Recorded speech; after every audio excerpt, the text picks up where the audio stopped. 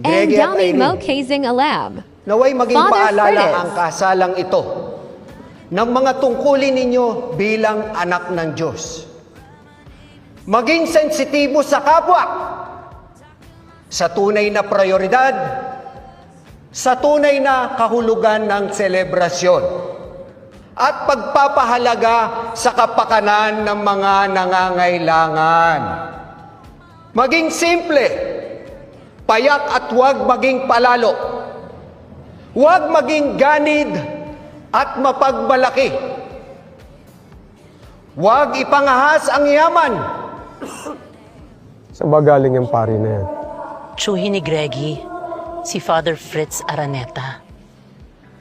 Bakit? Wala bang makuhang pari dito sa Ilocos? Eh, yan ang gusto ng anak mo. Hayaan mo na. Mami, anong hayaan? Kasal to. Ano gusto niya?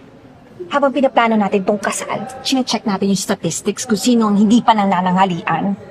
Ime, boses mo. Kasalanan sa Diyos ang kalabisan. Ang kasiyahang parang wala ng bukas, nang hindi man lang naibahagi sa kanyang simbahan at sa kanyang kapwa.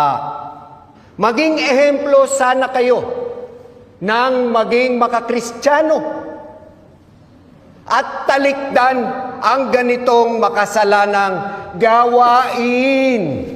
Dami mong alam!